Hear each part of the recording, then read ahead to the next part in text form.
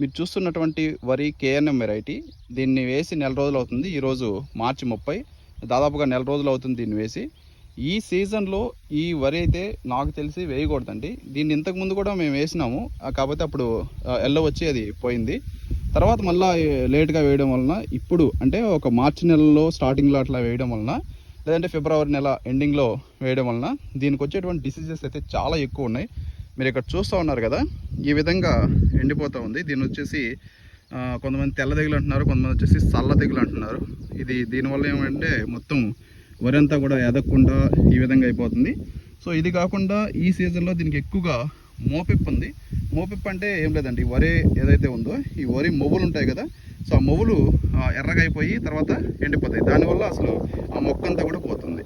ఇలాంటి డిసీజెస్ చాలా ఎక్కువగా ఉన్నాయి దీంట్లో. అలాగే అగ్గి తెగులు కూడా దీనికి తగులుతుంది. అగ్గి తెగుల్లోకి మనం భీము ఇలాంటి మందులు కొట్టినా కానీ దానికి అది కంట్రోల్ అవ్వట్లేదు. కొద్దిగైనా అగ్గి తెగులు అయితే మనకి కనిపిస్తూ ఉంది. ఈ సీజన్ అయితే డెఫినెట్లీ ఈ రకానికి, ఈ వెరైటీకి, కేఎన్ఎం వెరైటీకి పర్ఫెక్ట్ కాదు.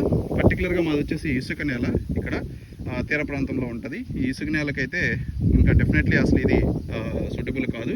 మావరే కాదు, ఈ రకంగా రీసెంట్గా వేసినటువంటి వాళ్ళు ఎవరైతే ఉన్నారో ఫిబ్రవరి ఎండ్లో కానీ మార్చి స్టార్టింగ్లో కానీ, వాళ్ళందరి పొలాలు కూడా ఇదే రకమైనటువంటి డిసీజెస్ అయితే ఉన్నాయి.